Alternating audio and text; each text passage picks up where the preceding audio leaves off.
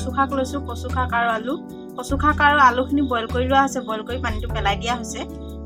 ইয়াত মই মাছৰ মাথা লৈছোঁ, মাছৰ মাথাখিনি কচু শাকৰ লগত বনাম। ইয়াত মই বিলাহী এটা লৈছোঁ, বিলাহী এটা মিডিয়াম চাইজৰ বিলাহী এটা লৈছোঁ, মিহি মিহিকৈ কাটি লৈছোঁ। আৰু ইয়াত মই নহৰু আদা 2 চামুচ লৈছোঁ, ভালকৈ পিচি লৈছোঁ। আৰু ইয়াত মই 2টা মিডিয়াম চাইজৰ পিঁয়াজ লৈছোঁ, পিঁয়াজকেইটা ভালকৈ মিহি মিহিকৈ কাটি লৈছোঁ। ইয়াত মই জিৰা আৰু জালুক লৈছোঁ, জিৰা 1 চামুচ, জালুক 2 চামুচ, কাৰণ জালুকটো বেছি লৈছোঁ, জ্বলা হ'লে কচু শাকটো খাই ভাল লাগে। এতিয়া মই মছলাখিনি অলপ সময় তিয়াই থৈছিলোঁ, তিয়াই কেনে মই অলপ কোমল হ'ব দিছিলোঁ। এতিয়া মই মছলাখিনি পিচি ল'ম। মই মাছখিনিত অলপ নিমখ,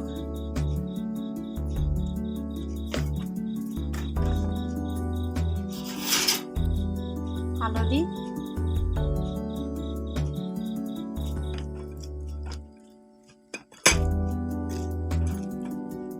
মাছৰ মাথাখিনি ভালকৈ নিমখ হালধি দি সানি ল'ম।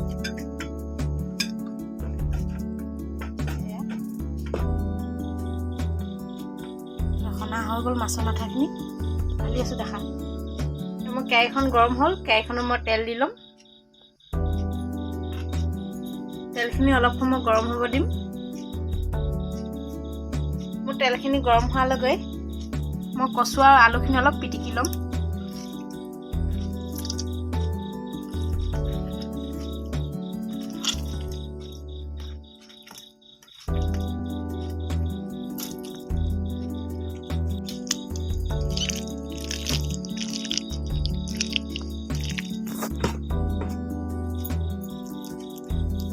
এইখিনি মোৰ কচু আৰু আলুখিনি পিটিকা হৈ গ'ল, অলপ মই পিটিকি লৈছোঁ। তেলখিনি মোৰ গৰম হৈ গ'ল, এতিয়া মই মাছৰ মাথাখিনি ভাজি ল'ম।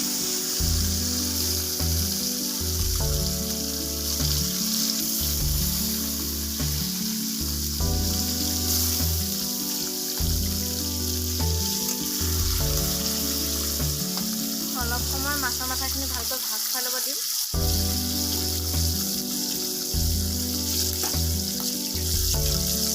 মাছৰ মাথাখিনি ভজা হৈ গৈছে, নমাই ল'ম।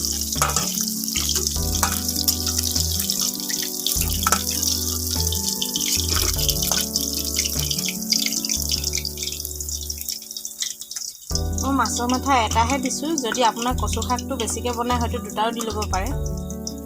মোৰ মাছৰ মাথা ভজা তেলখিনিতে মই পিঁয়াজ ঢালি দিম। 2টা মিডিয়াম চাইজৰ পিঁয়াজ লৈছোঁ, মিহি মিহিকৈ কাটি লৈছোঁ। মই পিঁয়াজখিনি ৰঙচুৱা হোৱাকৈ ভাজি ল'ম।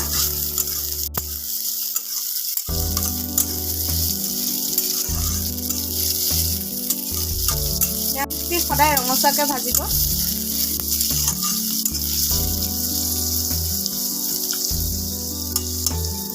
পিঁয়াজখিনি ৰঙচুৱাকৈ ভজা হৈ গৈছে, ৰঙচুৱা হৈ আহিছে, দেখিছে।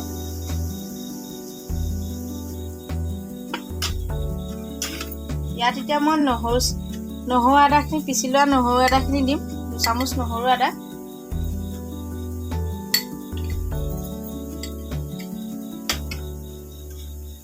নহৰু আদাখিনি মই ভালকৈ লৰাই ল'ম। নহৰু আদাখিনি অলপ সময় ভাজ খাব দিম।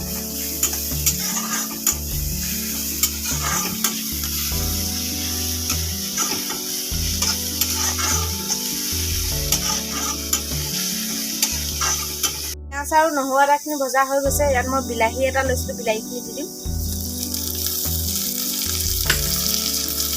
বিলাহীখিনি মই ভালকৈ ভাজি ল'ম।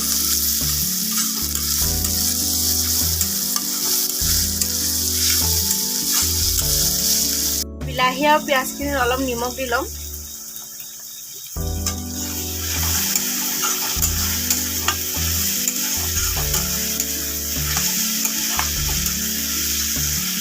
এতিয়া ঢাকনখন লগাই দিম আৰু বিলাহী আৰু পিঁয়াজখিনি অলপ মই সিজিবলৈ দিম। গেছটো কমাই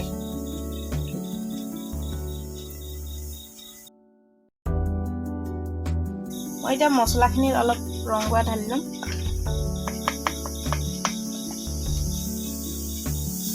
মানে মই মছলাখিনি ভালকৈ মিক্স কৰি ল'ম। অলপ পানী দি ভালকৈ মিক্স কৰি লৈছোঁ। মই বিলাহী আৰু পিঁয়াজখিনি চাম, ঢাকনখন আঁতৰাই। তাৰপিছত মোৰ বিলাহী আৰু পিঁয়াজ ধুনীয়াকৈ সিজি আহিছে।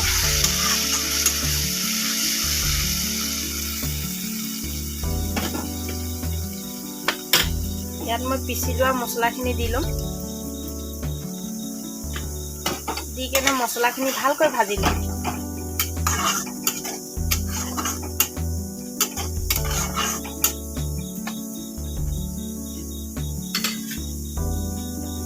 মই অলপ পানী দি ল'ম। মছলাখিনি মই আকৌ মছলাখিনি ভাজ খাব দিম। ঢাকনখন লগাই মছলাখিনি ভালকৈ ভাজি ল'ম। এতিয়া ঢাকনখন আঁতৰাই চাম। এয়া তেলখিনি ওলাই পৰিছে, মছলাখিনি ভাজ খাই আহিছে। দেখিছে ইমান ধুনীয়াকৈ তেলখিনি ওলাই পৰিছে।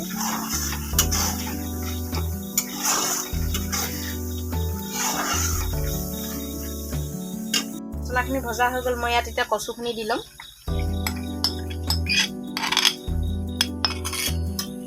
কচুখিনি দি ভালকৈ লৰাই দিম।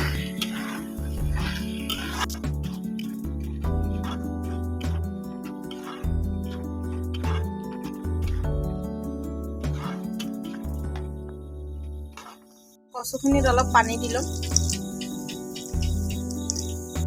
পানী দিয়াৰ পিছত মই লৰাই কেনে ঢাকি ল'ম। কচুখিনি এতিয়া মই ঢাকি দিম। ঢাকনখন আঁতৰাই চাম। কচু শাকখিনি ধুনীয়াকৈ সিজিছে। ইয়াত মই এতিয়া মাছৰ মাথা দিম।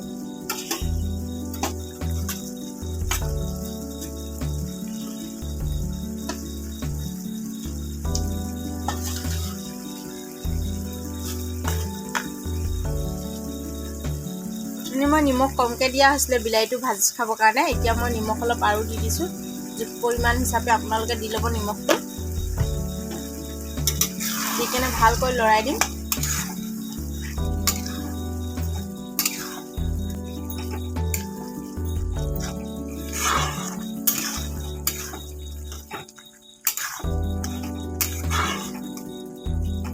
আৰু মাছৰ মাথাটো অলপ ভাঙি দিলে ভাল হয়।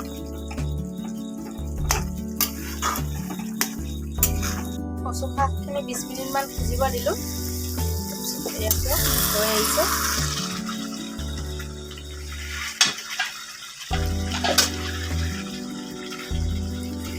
ধুনীয়াকৈ আৰু মাছৰ মাথাটো কি ধুনীয়াকৈ গলিব। অলপ মই মাছৰ মাথাটো ভাঙি দিলোঁ।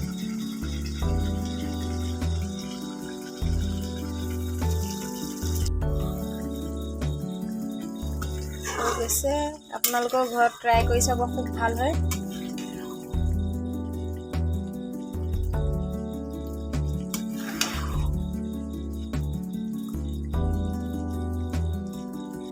হৈ গ'ল কচু শাক আৰু মাছৰ মাথা হৈ গ'ল। মই এতিয়া গেছটো অফ কৰি দিম। কচু শাক আৰু মাছৰ মাথা হৈ গ'ল। চব কি ধুনীয়া হৈ আহিছে। যদি ভাল লাগে ৰেচিপিটো চাই যদি ভাল লাগে লাইক কৰি দিব আৰু ছাবস্ক্ৰাইব কৰি দিব আৰু কমেণ্ট কৰি জনাবচোন কেনেকুৱা হৈছে। আপোনালোকৰ ঘৰত ট্ৰাই কৰি চাব, খুব ভাল হয়।